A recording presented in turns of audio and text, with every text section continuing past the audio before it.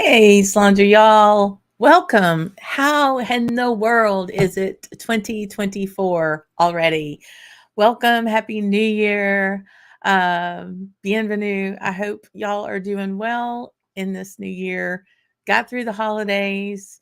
Um, got through Hogmanay for those of our friends over in Scotland. Everybody made it safe and sound.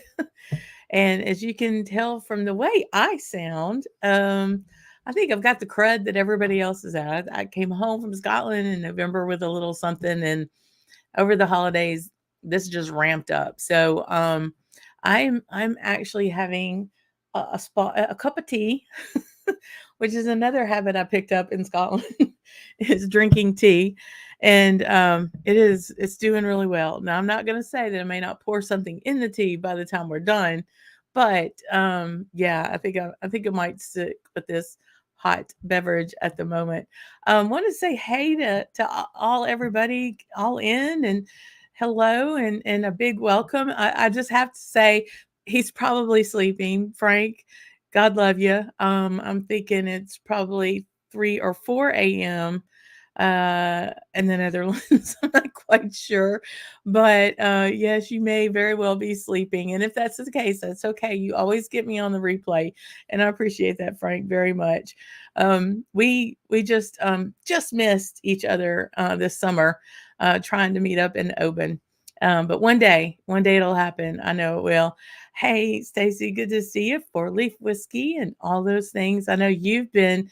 I was salivating over a couple of your Instagram posts on, I think, a particular red breast that you got. Evidently, you were on the nice list, not the naughty list, for sure. So I hope you had a great Christmas, friend. Hey, Rob, good to see. Hello, all there. Great seeing you there. Happy New Year to you, Tom. I hope everything's going well out in the West. Um, Again, one of the people that made 2023 a really cool year, whiskey wise for me, is finally getting to meet Tom, and not here in the States where we both live, but in Glasgow, you know. So that I highly recommend you meet all your whiskey people in Glasgow if you can make it happen. Hey, molasses is in, awesome. Oh goodness, great to see you, friend. Yeah, and Andrew, good morning to you too, friend. Um, I know you you probably had some really good drams for New Year's, that's for sure. I don't know if y'all saw the latest reel on Instagram that I did a recap of 2023 and all the whiskey adventures. Andrew, if you haven't seen it, there's a picture of us, us two, Tom. You know, there's quite a few. Actually, there's two or three of Tom in there. And Mark JG, hey bud, good to see you. Yeah, you need to let me know if y'all are in town anytime soon. Come by, say hi. And pictures of this one too. My partner in crime in all things. Hey, friend. Um, we're already plotting for 2024 on what whiskey adventures we're going to have. So I'm glad to see you here tonight, Jennifer. Yes, I have. Um,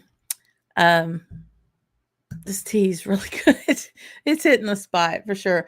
So let me know what you celebrated with on your New Year's. Mark and I were at the camp. We have not been at the camp in a long time. This summer was absolutely awful weather-wise. It's warm down here normally, but this was surface of the sun. And I know Tom's in Arizona. Whiskey Montrales is in Arizona. It certainly gets hot there. This was so atypical for us. For us to have 3-digit, heat here is was anomaly, and it was an occurrence, and we had a horrible drought. So it just was not fun to go to the camp. The dogs were miserable. We were miserable. So we didn't really get as much use out of the camp that we really wanted to. And so that's kind of a resolution for us in 2024. But yeah, just really want to get back. And so that's what we did on New Year's Eve. is we just went to the camp for that day and overnight.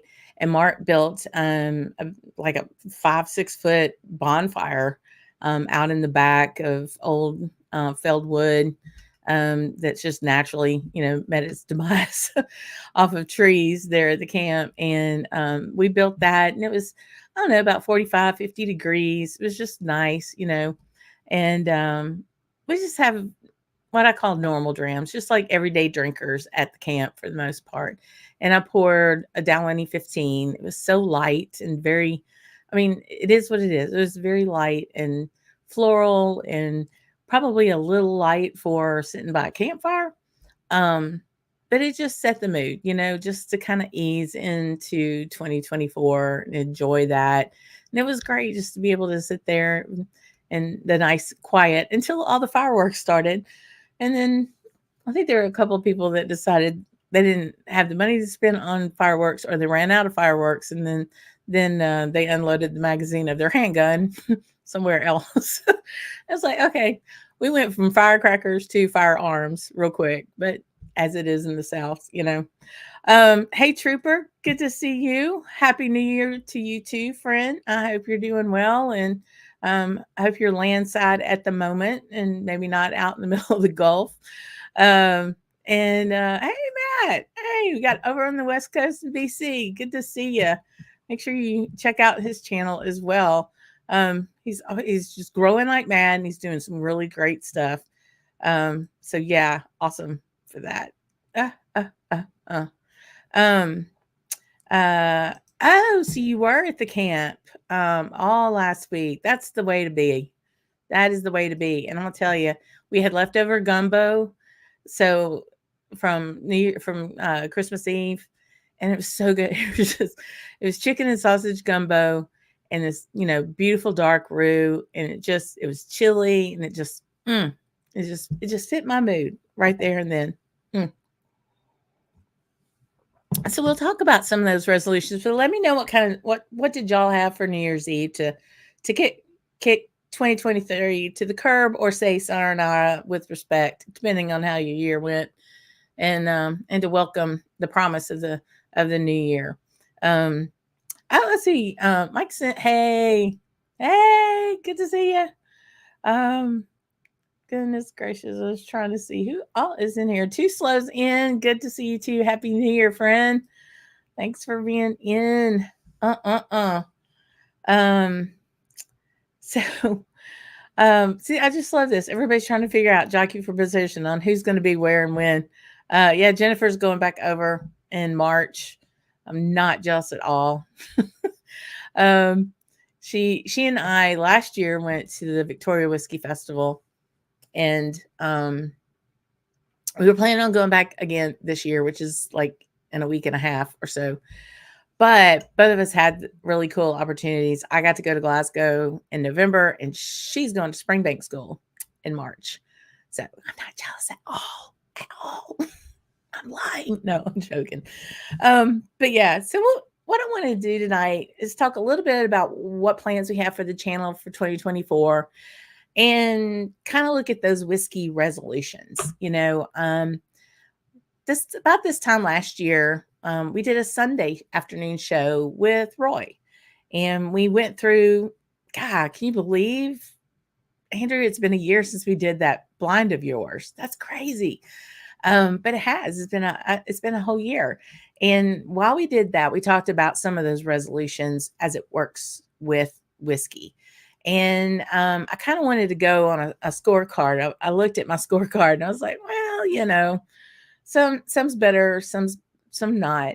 But I wanted to talk to you all about what resolutions you are thinking. And, resolutions kind of get a dirty rap.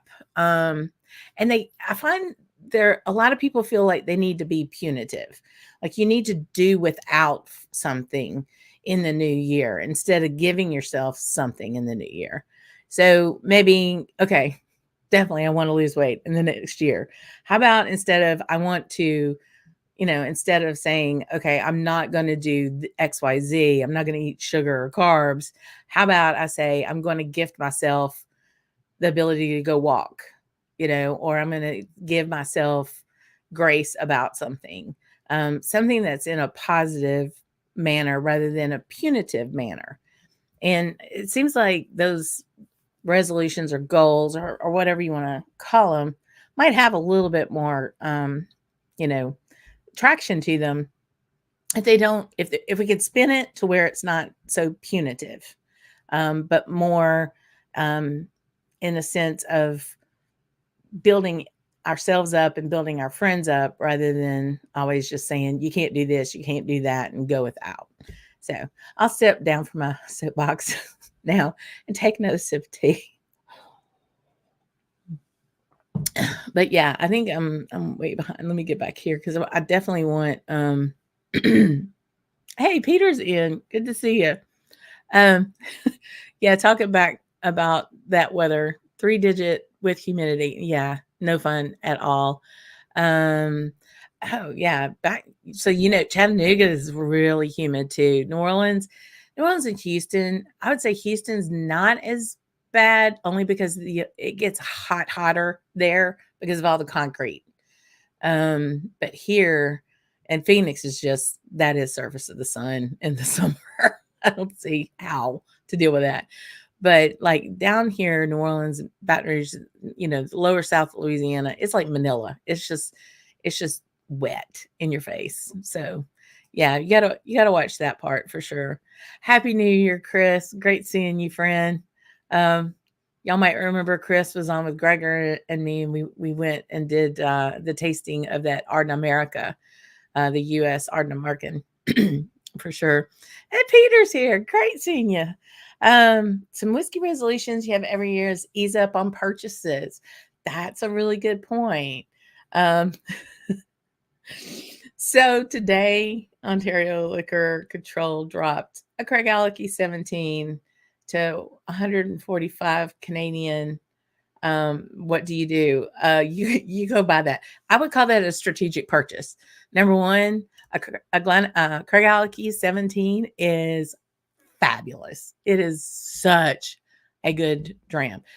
And at 108 US, where are you going to find another 17-year-old for $110 or 145 Canadian? That just, with in this economy, as they say.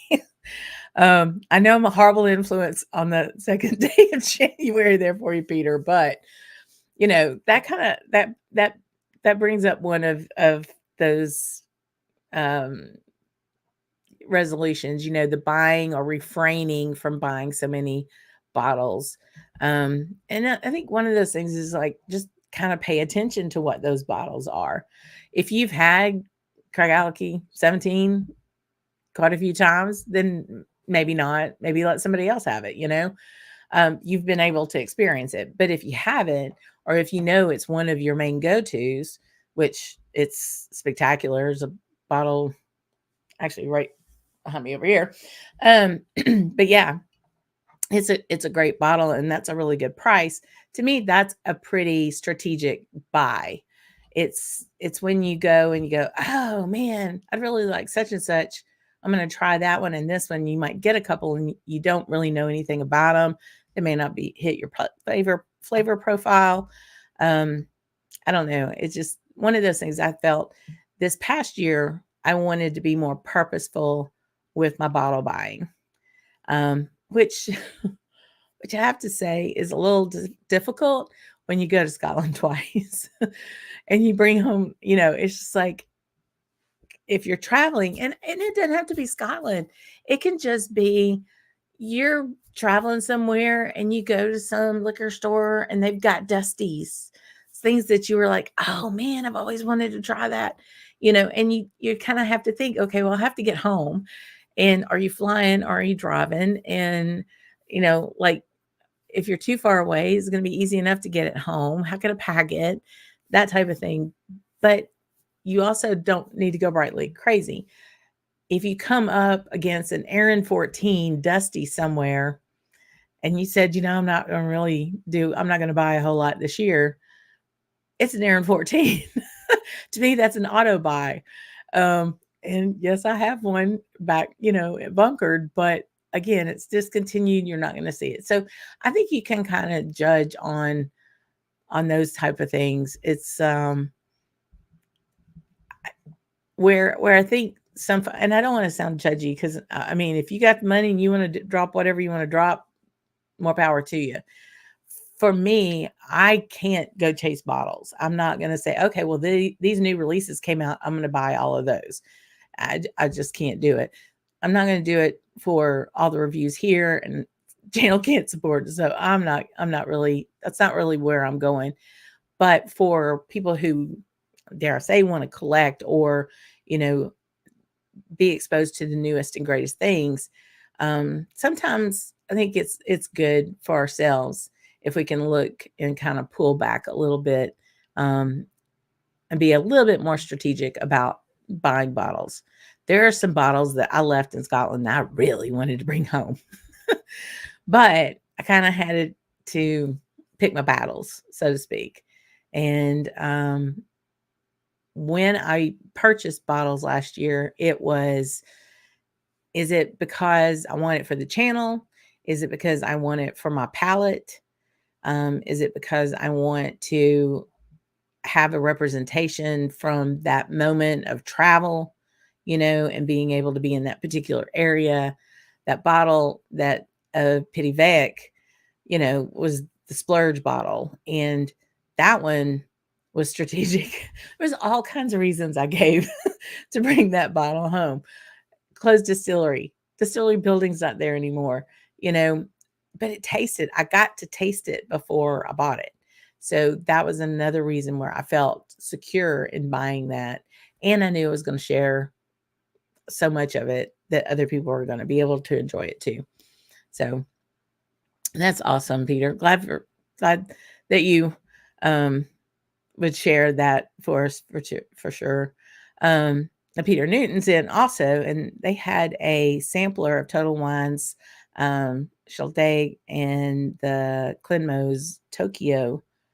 Glenmoe's Tokyo, yeah, for the holidays, along with some bourbon. Well, that sounds really tasty. I haven't had the Tales of Tokyo yet. I have to have a taste of that and see. Bruce is in. Hey, good to see you. You too, George. Happy New Year to both of you guys. Yeah, I know. I'm so, we must talk before you go. There's so much fun. You're going to absolutely lose your ever loving mind. You have to make sure you find Chad Anderson, and Terry Lamb, and Teresa. Those three are just absolutely, I know I'm pretty sure you know all of those folks. And you won't even have to deal with customs when when Jennifer and I took the seaplane in to Vancouver. I'm sorry, into Victoria, and we got off. We were asked by the Canadian custom border people if we were meeting any friends, and I said, "Yeah, we are." And they're like, "Well, who are they?" And I was like rattling off Chad and Teresa and Terry's names, and they're like, "When's the last time you saw them?" And I went, "About that. I've never met them in person. I've only seen them in the box. I know them online, but I know they're really reputable Canadians. They were just absolutely lovely people. And of course they are. So, so yeah, that's awesome. I'm so stoked you're going to go. You're going to lose your ever loving mind. But I need all the details on which tickets you have and which sessions, the master classes you're going to go to. But yeah, you're going to lose your mind for sure. Goodness. So, looking at kind of resolution, we talked about bottle buying. And then there's the drinking part of it itself too, right? So for instance, tonight I'm going dry. We had with George as the main corruptor, and I'm so happy that he is. We had an absolutely phenomenal advent calendar again in December, so that was most nights a dram.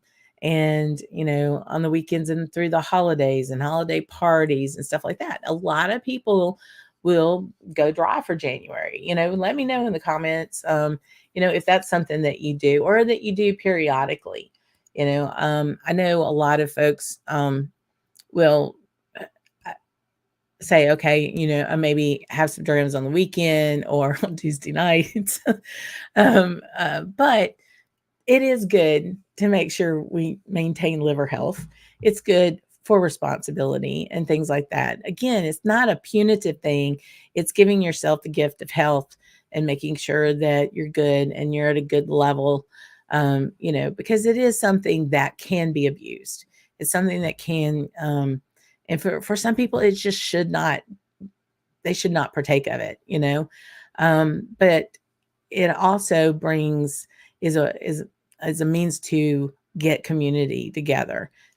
So I love the fact that we can sit around and we can talk about these things, and we talk about getting adorable and you don't want to get too precious and all of that and kind of jest. But the big part of it too is, whether or not the amount or the frequency of drinking is something that needs to be top of mind. And it is something that you kind of sit back now and you reflect on the past year and you got, how well did I do that? I know that when we were in certain situations, all day at the Glasgow Whiskey Festival and then ending up at the Bon Accord, people were not getting out of hand. And there was a lot to be drunk there, so people, I think for the most part in this community, respect it, understand it, and if you don't, if you are having trouble with it, please reach out to those who you know and love, because they're there to help you with that for sure. So, goodness gracious. So Andrew's saying that he's not gonna have haven't tried New Year's resolutions since she left her family home to attend university in 1982. Well, that's where, I think the resolutions is a good idea, but it should not be punitive for sure. Tom's saying that his is to enjoy the many bottles and samples, yes, that you currently have in the cabinet and save the purchases when you head back to the motherland in August. That's well, right. And I think especially for us in the States, it kind of depends on where you are in your journey, right? You're just starting out in Scotch, in single malts, there's a good baseline of offerings here in the States. Disney World is not even an accurate comparison to what is available in Scotland. Okay. You could go bright light crazy real easy over there. It truly, truly. But I think it's taken me this long to figure out what I would want to buy over there. This last trip, especially, well, even in November, I was very strategic in what I really wanted to buy that I knew I was no way I was going to get it back here at home. That it would never be, and it wasn't these odd one-off or single cask things.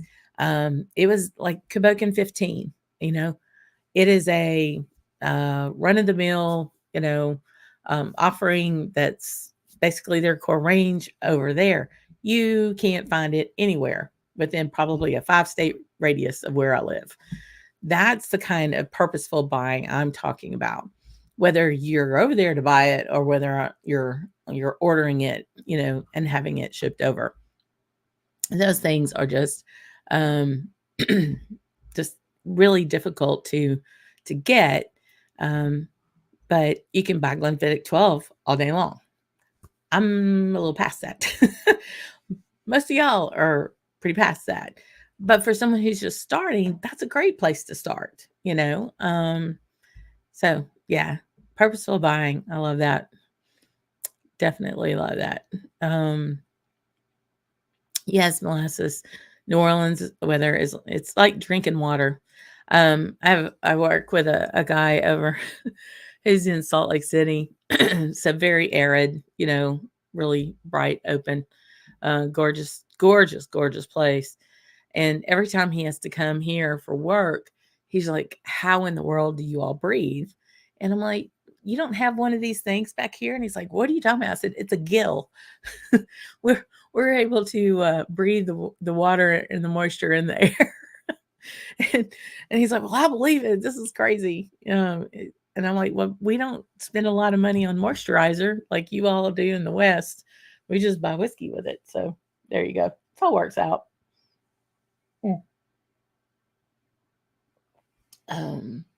So George says that he's enjoying what I already have will be your resolution for a few weeks at least.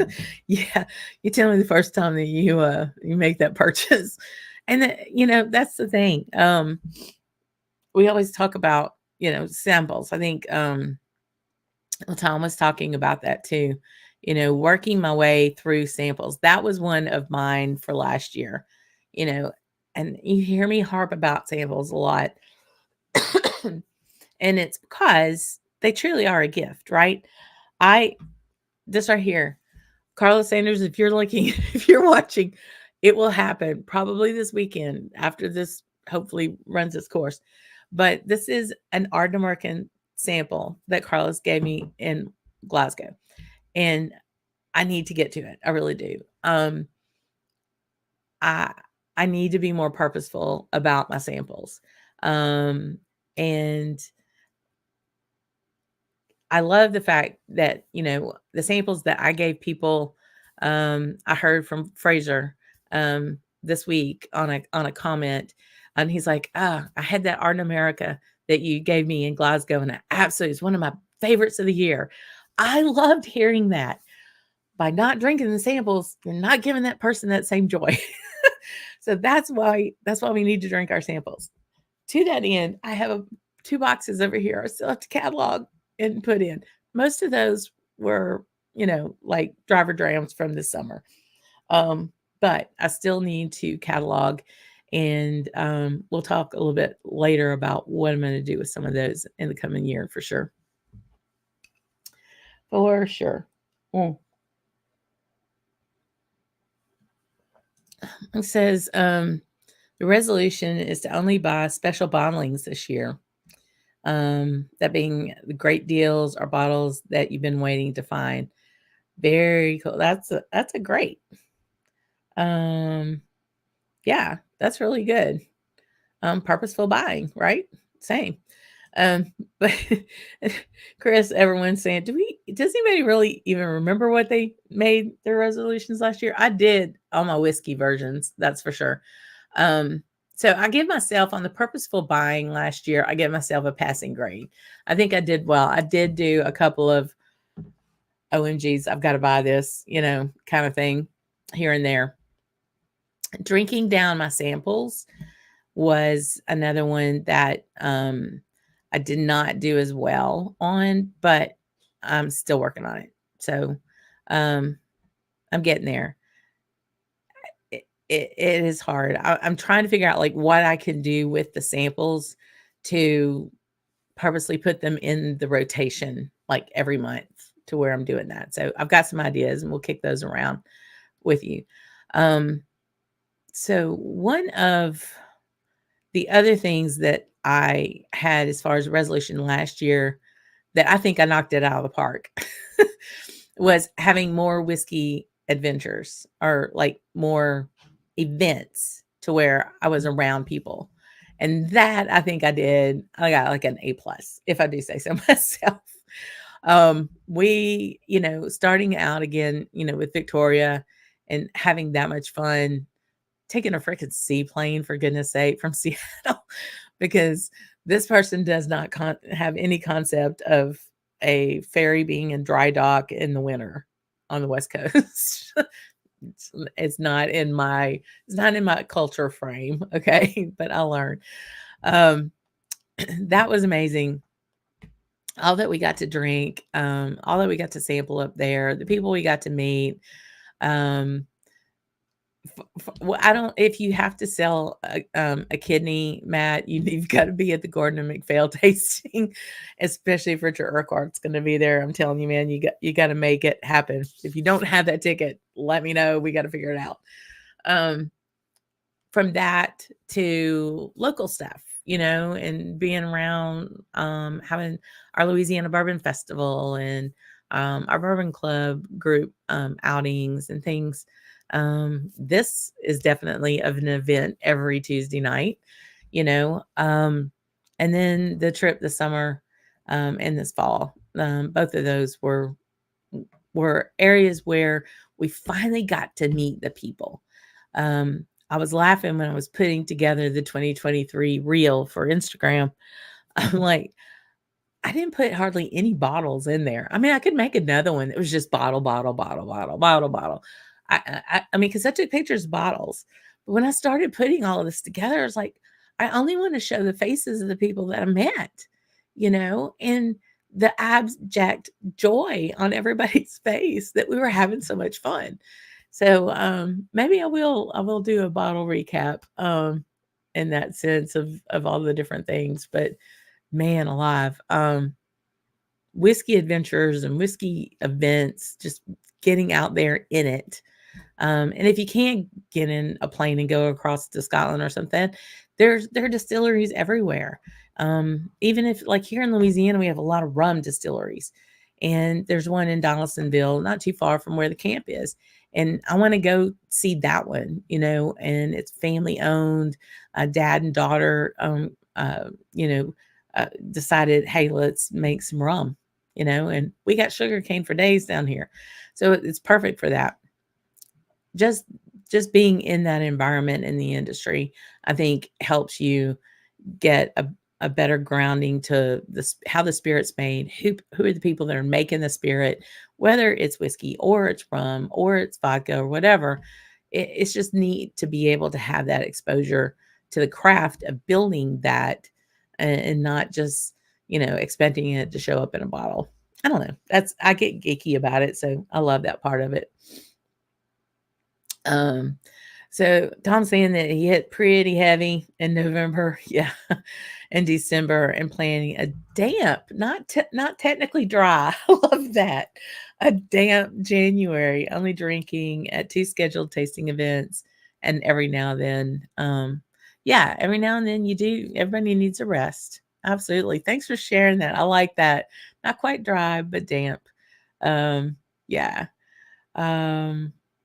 So yeah, preset packs. Okay. You prioritized. Awesome. Yes. Okay. Aside from that, anything else? Oh, the Bladnock is going to be phenomenal. Brown Foreman, of course, you're going to get that. And but you can't make the Holyrood. Oh no. Well, we'll have to figure out something else. I think Callum's going for sure, but I know that Rob and Kelly Carpenter will be there, and they're SMWS Canada, as you well know. I'm saying that only for everybody else. And they're so sweet. I mean, stop them in the hall, just talk to them. They're just lovely, lovely people. Rob says his resolution 2024 is quality over quantity. I read that really quick as quality control, like you're gonna quality control everything. But yes, quality over quantity. Granted, isn't the resolution by default something we say every year rather? But yeah, that's really great. So okay, so everyone, I said a few things to everyone. So what do you think about the Rosé? Thanks for drinking the sample. Now I need to know what you think about it. And it's okay. It's your palate, and it's young. So I think that was the Colombian oak that I sent you, the Quercus Humboldti. I'm trying to learn all that. Awesome. Jen says she didn't really make any resolutions, though everyone, yeah, drinking samples regardless. Maybe ship more samples out. Yeah. It is fun to swap samples, especially with stuff that you couldn't get. I mean, here I'm going to attend the Glasgow Whiskey Festival, and there's more whiskey than you can shake a stick at. And like, what do I have that those folks would like? So I ended up sharing that Art in America And I shared some American single malts.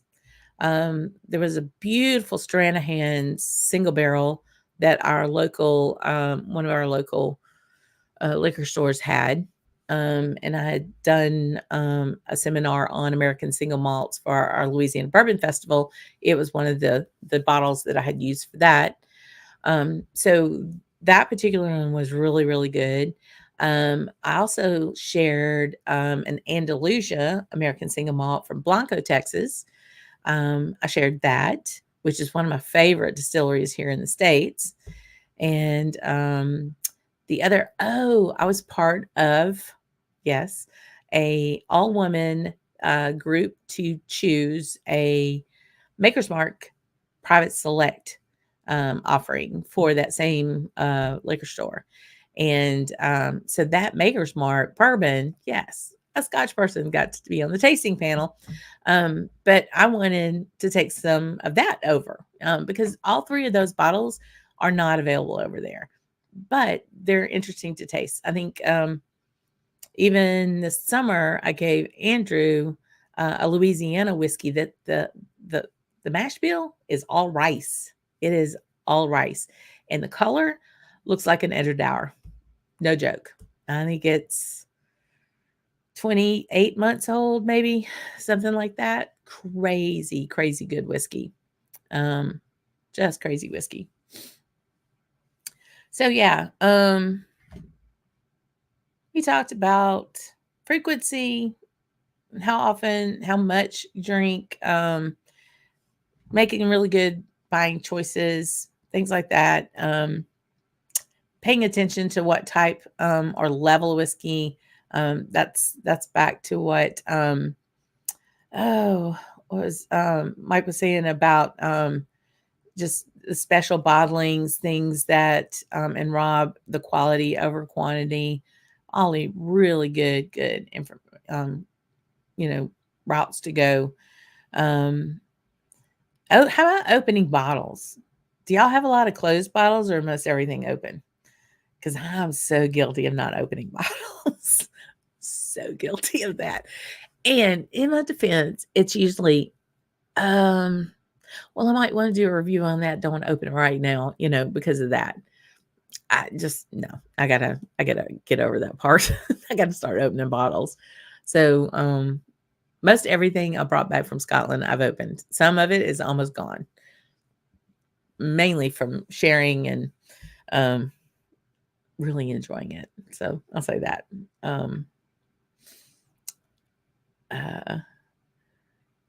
So yeah, it says never bothered with New Year's resolutions. The first of the year should not be the only time you break promises to yourself. That's fun. No, I mean, but that is kind of like, I'm going to start the new year by setting myself up to fail. I mean, just give yourself grace to do stuff for yourself that will help you instead of, flogging yourself for being bad, That's true. That's so true. Hey, Joe's in. Happy Slàinté, y'all. Slàinté, y'all. And Happy New Year to you too. Oh my gosh. No, y'all. Can we just do a slow clap? First and foremost, for the fact that less than 1% of his whiskey is closed, and the fact that he has 829 open bottles. Ladies and gentlemen, Mr. Andrew Butler. I have your address. I could tell everybody we could just come and help you with that. Just say it. Oh, that's really pretty funny. I love how we all nerd out and start doing the percentages of just the fact, Tom, that you know how many bottles you have, which I refuse to really accept the number that I have, and that you also know what that open close ratio is really, really, that's really something. But yeah. So when it comes to wanting to know things, the guy with 828 bottles plus six or eight that you haven't opened, what was it? He knows a lot about whiskey. So hit Andrew up about that kind of stuff. I'm putting you out there, Andrew, because you're an absolute wealth of information. Between you and Graham, y'all should be like the Wikipedia of Scotch. Yeah. Um, and another part of too, I mean, personally for this year, I want to be more of a student of whiskey.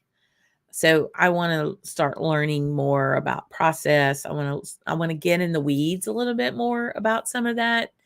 Um, uh, just like I want to get more into the chemical reaction.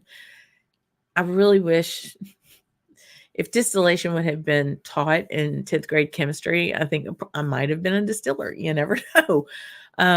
But I'd like to learn a bit more about that, particularly how the chemistry and the way things are made affect the taste. That's what my primary interest is. So what changes or when it comes to fermentation between the yeast and the time and the heat and all the things, what do each of those things do to have a direct correlation into the taste that we get out of a whiskey? The cuts and where that is, the shape of a still, all of those things. I want to get more into the nitty gritty of learning that. So that's one of the things I'd like to do. Again, if I don't get to the end of the year and I don't know all those things, it's okay. I'm still going to give myself the grace of the gift of learning, of just picking up a book and reading about it, that kind of thing. It's it's not chemistry. What? I thought this was science with a dash of art, It is very magic. It so much is. It really, really is. So that's interesting. You put the open ones in one place upstairs and upstairs, and then the closed ones downstairs. Is that where we're going? It's like they're just so pretty. Some of them just to kind of look at. And I don't know. I right before I went on tonight, I was like, oh my gosh, it's so dusty in here. Did a little rearranging and need to go through and clean everything and kind of play with some stuff. But yeah. So those are some of the resolutions. I think they're all good when you look at anything that can do to benefit yourself without beating yourself up. I think that's a good way to have a resolution, Part of too is as far as the channel resolution is and it is a commitment. I mean, I know, and y'all are so gracious, and so appreciate you coming and showing up on Tuesday nights and being part of this community that we're building. And I just really love it. And we got a nice tight group of people, and I really appreciate that. But I also know that I have fallen by the wayside on getting content out. So I'm not going to call it a resolution because of the stigma attached to that. But, I've been talking with Mark and I've really been doing a lot of plotting and planning. And now the execution comes in with what kind of videos I want to put out for 2024 and content beyond showing up on Tuesday nights. This is the lagniappe. This is what I want to just help build the community, but we've got to have more content and videos. And so there's a couple of things that I really want to do as far as kind of organization of content. I'm still going through video that we took during our distillery tours this summer. So that's one that I'm blocking those out to where we're going to have distillery tour downloads basically. And it's going to be like a one-on-one on this distillery to kind of give you an idea of, how they operate, how big they are, what type of, whiskey do they like to make, what they're known for, and anything that I found that was interesting at my experience there. And so we have about 10 to 12 of those that we'll be working on during the year, which I'm excited about. It's a lot of work to getting it. I'm still working full time because you got to pay for whiskey, right? And so that all that to say, I may get Mark to start helping me like edit video. But yeah, so the distillery visits are a big deal. I'm going to put that together. And also, one of the things that came very apparent in getting to go over to Scotland is to see the breadth of independent bottlers.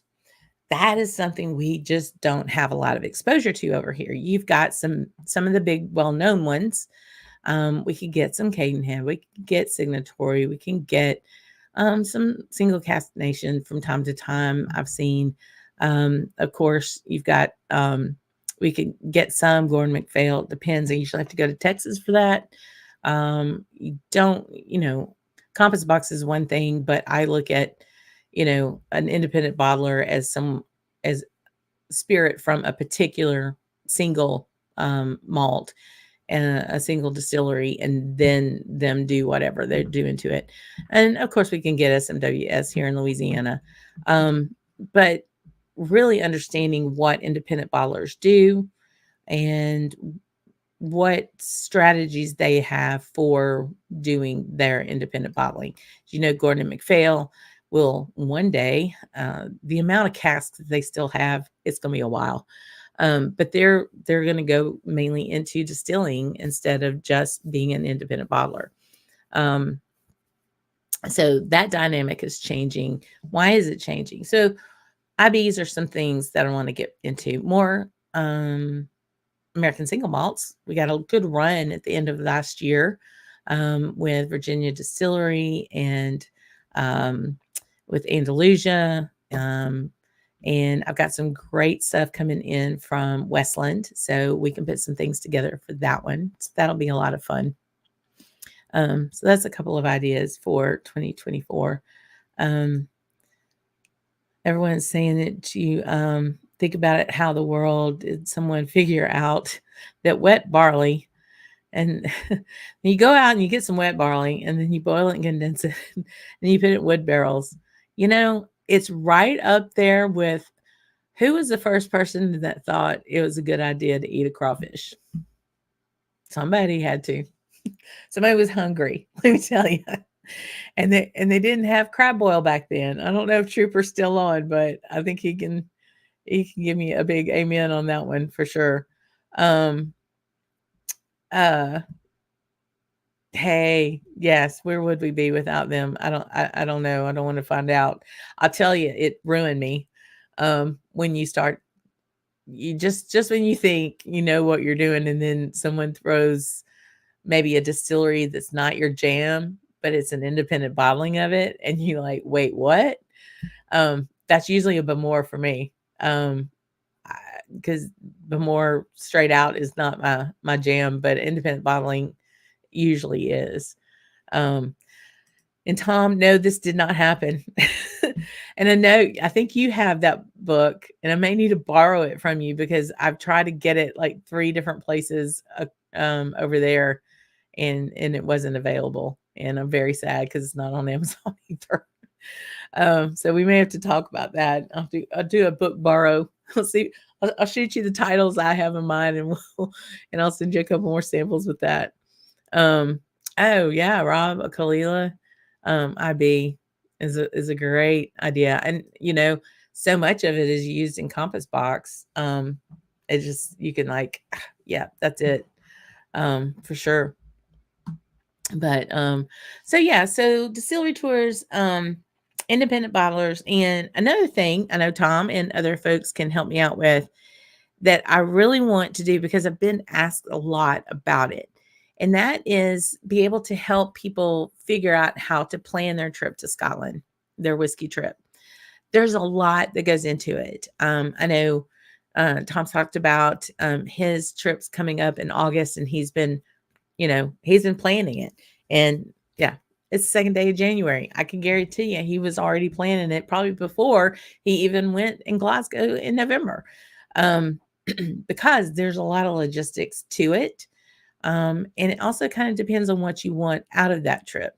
So what I'm going to be doing with that is doing a series of how to plan your whiskey trip to Scotland. And all of it can be watched, or each little bit of nugget can be. But to that end, if you have any words of wisdom, because everybody's travel experience is different. I know what I did. I know I know where I messed up and what I should have done instead. And I would love to help somebody not have to do that in the future. So it's those kind of things. Hit me up on scotchinthebayou@gmail.com or any of the socials, because I really would like to know what you all, any tips and tricks that you have for that, for sure. And then, hopefully we'll be back down at the camp, more, and it won't be, a biblical summer again. But we'll be doing some more Camp Dram reviews. I have plenty of bottles I need to go through. I've got a couple of meetups with friends planned. Some not as soon as I would like, Jennifer, but we're getting there. And being able to come to the camp, show you all what's going on there. It is almost crawfish season. So it's not just being able to share what I think about a particular bottle, but it's being able to share the lifestyle and the culture of South Louisiana. And so that one in particular, I'm looking forward to, because I want to show you what all goes into the crawfish industry, and how, crawfish is something that we send all over. We'll put it on planes every single day, and it goes live to wherever it needs to be, just like a lobster does from Maine, and to where the camp is absolutely in the the heart swamp of crawfish aquaculture. And these people work really, really hard to get that mud bug up out of the water and to your dinner table. So I would love to be able to show y'all how that happens. And yeah, that would be a lot of fun, because it is our happy place, and want to be able to share that all with you too. So Bruce was asking me if there's any advantage of going to Dublin. And absolutely there is, but that is also something I learned. It kind of depends on where you're originating in the US. And I'll say this real kind of quick. If you're traveling Aer Lingus, for sure, you want to kind of start and check any bags you have from what they call one of their select airports. So it's going to be Chicago, Dulles, Boston, maybe Charlotte. I can't remember. But mainly, kind of East Coast venues. They have them on their website. Coming from New Orleans, I could not book straight through Aer Lingus, straight from New Orleans to Glasgow. You can, if you're booking from Chicago to Glasgow, you could do that on Aer Lingus, because that's one whole trek by way of Dublin. So what would happen, I could check it all the way to Dublin, but not to Glasgow. So I ran into trouble getting my bag in Dublin to recheck it to go to Glasgow, and the same thing coming back, to the point where I missed a flight.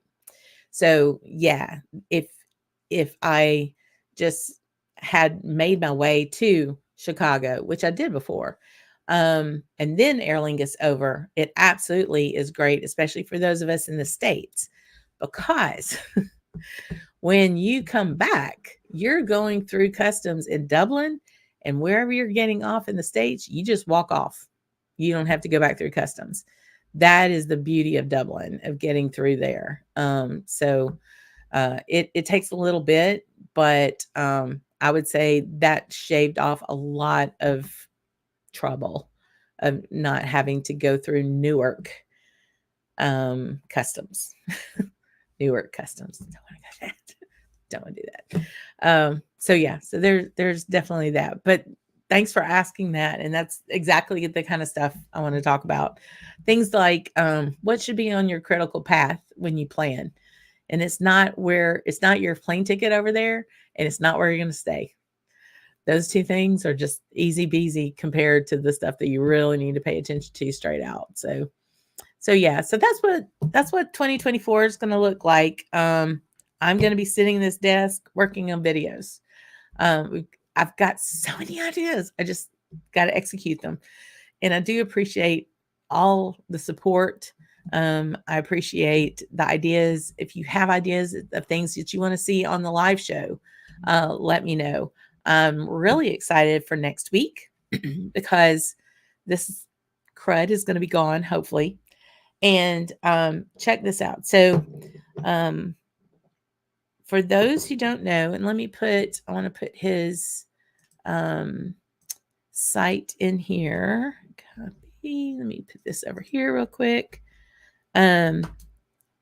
Rick Johnson, one of the Isla Whiskey Academy folks. He wasn't in Mike and Jennifer's class, but we kind of have like this whole Facebook group of people who attended, and we did a Secret Santa this year, and he pulled my name, and he sent me some samples, but he sent them in the form of a blind.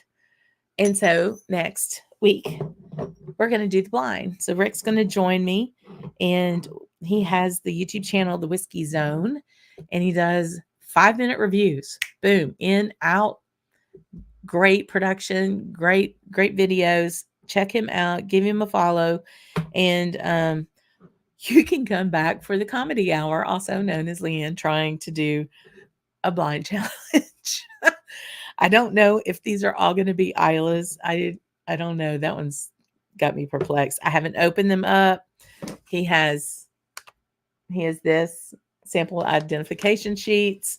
So I think it's kind of like a aquavitae challenge. So we'll see how we get there. But he's going to join me next week, and we'll talk about blind challenges. And yes, they're kind of scary because you kind of think you're on trial for it, but it really isn't. It's what the whiskey's doing for you.